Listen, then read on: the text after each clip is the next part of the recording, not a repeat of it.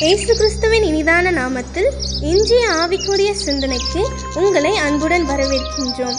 இப்போதும் ஒரு பாடலுக்கு பின்பு உங்கள் சிந்தையை தெளிவிக்கும் ஆவிக்குரிய செய்தியை கேட்கலாம். துதித்து பாடிட பாத்திரமே துங்கவன் இயேசுவின் நாமமதே.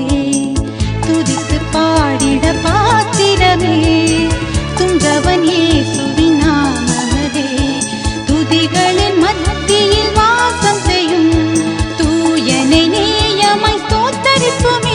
ஆர்ப்புதமே அவர் நடத்துதலே, ஆனந்தமே பரமானந்தமே. நன்றியால் உள்ளமே மிக பொங்கிடுதே. நாம் அல்லேலூயா துதி சாற்றிடுவோம். நன்றியால் உள்ளமே மிக பொங்கிடுதே. நாம் அல்லேலூயா துதி சாற்றிடுவோம். கோணலானவையை செவையாக்கிற இயேசுவின் இனிதான நாமத்தில் உங்களை வாழ்த்துகிறேன். நம்முடைய ஆவிக்குரிய சிந்தனைக்காக ஏசாயா தீர்க்கதரிசன புஸ்தகம் 45 அதிகாரம் 2 வசனத்தை நான் வாசிக்கிறேன். நான் உனக்கு முன்னே போய் கோணலானவைகளை செவ்வையாக்குவேன். நம்முடைய ஆண்டவர் நமக்கு முன்னாக கடந்து போகிற தேவனாயிருக்கிறார், பின்பாகவும் பாதுகாக்கிற தேவனாயிருக்கிறார். இதை இஸ்ரவேல் ஜனங்களை வழிநடத்தின விதத்திலிருந்து நாம் அறிந்து கொள்ள முடியும். யாத்ராமத்தின் புஸ்தகத்திலே நாம் வாசிக்கும் பொழுது இஸ்ரவேல் ஜனங்களை எகிப்தின் அடிமைத்தனத்திலிருந்து வெளியே கொண்டு வருகிறார். மேகஸ்தம்பத்தில் இருந்து அழகாக பகலை நடத்துகிறார். இரவு நேரத்தில் அக்னி ஸ்தம்பமாக இருந்து வழி நடத்துகிறார். முன்னும் பின்னும் பெரிய பாதுகாப்பை வைக்கிறார். பார்வோன் சேனைகள் தொடரும் பொழுது கூட அதை நீங்கள் வேதத்திலே பார்க்க முடியும். அதை நெருங்காதபடி, ஜனங்களை மீண்டுமாய் பிடித்துச் செல்லாதபடி முன்னும் பின்னுமாய் அழகாக பாதுகாத்து வழிநடத்தி கொண்டு போகிறார்.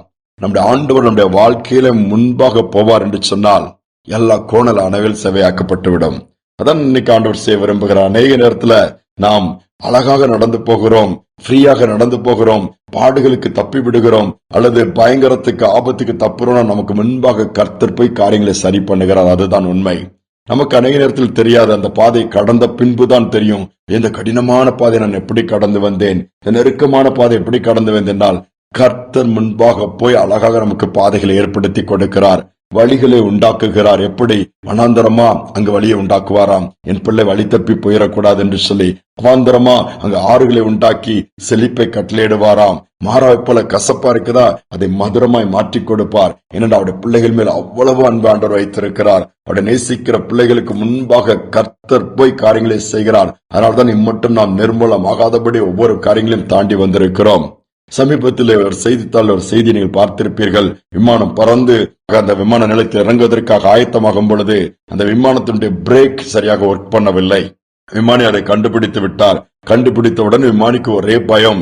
கண்ட்ரோல் ரூம்க்கு, விமான நிலையத்திற்கு அதை தகவல் கொடுத்து விட்டார். பிரேக் கொஞ்சம் ஃபெயிலியரா தெரிகிறது, சரியாக பிடிக்கவில்லை, என்ன செய்வதுன்னு தெரியவில்லை என்று சொல்லி கண்ட்ரோல் ரூம்ல உள்ளவங்க எல்லாம் அலர்ட் கொடுத்துட்டாங்க. ஃபயர் இன்ஜின் எல்லாம் வச்சுட்டு அது ஓடுதளத்துல எல்லாத்தையும் ஆயத்தமா மற்ற பகுதியில் இருக்க எல்லாத்தையும் அப்புறப்படுத்தி பாதையை செவைப்படுத்த ஆரம்பித்து விட்டார்கள்.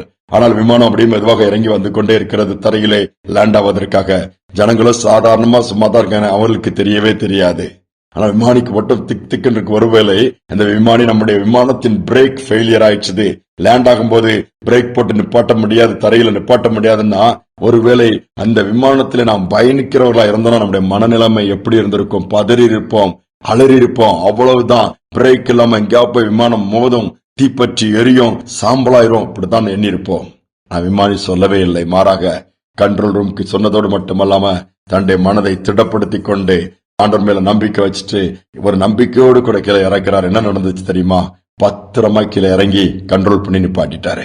அதற்கு பின்புதான் செய்தி வருகிறது. எல்லா விமானிகளுக்கும் ஒரு பெரிய ஆச்சரியம், அதிர்ச்சியும் கூட. அநேக நேரத்தில் அப்படித்தான் காரியங்களை பார்க்கும் பொழுது நம்மளாம் கடந்து போற பாதையில் இருக்கிற பயங்கரங்களை, எதிர்நோக்கி இருக்கிற பிரச்சனைகளை நம்ம பார்த்தோம்னாலே கர்த்தராதை காண்பித்த நம்ம அலறி விடுவோம், பயந்து விடுவோம், அதிலே வாழ்க்கை முடிந்து விடும். இல்லை, நான் முன்பாக போகிறேன், நான் முன்பாக போகிறபடினாலே கோணலானவைகள் செவ்வையாகும், கரண்டு முரண்டானவைகள் சமமாயிரும், பள்ளங்கள்லாம் நிரப்பி நடப்பதற்கு ஏதுவாய், கடந்து செல்வதற்கு ஏதுவாய் மாற்றிக் கொடுப்பேன் சொல்லுகிறார். அந்த நம்பிக்கையோடு கூட ஆண்டவரை நோக்கி பார்ப்போம். அவர் எல்லாவற்றையும் பார்த்துக் கொள்வார். அவர் நம்முடைய வாழ்க்கையில முன்பாக போவதற்கு அனுமதிப்போம். அவரை நாம் பின்தொடருவோம். ஜெபிப்போம். அன்பின் தகப்பனே, நீர் எங்களுக்கு முன்பாக போகிற தேவனாய் இருப்பதற்காய் ஸ்தோத்திரம். அநேக நேரம் நாங்கள் அதை மறந்து விடுகிறோம். அநேக நேரம் எங்களுக்கு முன்பாக நாங்கள் வைக்க மறந்து விடுகிறோம், விட்டு விடுகிறோம். அப்பா, அப்படி அல்ல. எப்பொழுது நாங்கள் உண்மை எங்களுக்கு முன்பாக வைக்க நீர் போகிற பாதையில் நாங்களும் வர உம்மை பின்பற்ற உம்மை சார்ந்து கொள்ள எங்களுக்கு கிருபை பாராட்டுங்கப்பா. அநேக பயத்தோடும் திகிலோடும் பாதைகள் எல்லாம் கலக்கத்தோடு கடந்து போகிற பிள்ளைகளை கண்ணோக்கி பாருங்க. நான் தனியாக போகிறேன், தனியாக போராடுகிறேன் பிள்ளைகளுடைய வாழ்க்கையில நீங்க கூட இருக்கிறத காண்பீங்க, முன் செல்கிறத காண்பீங்க.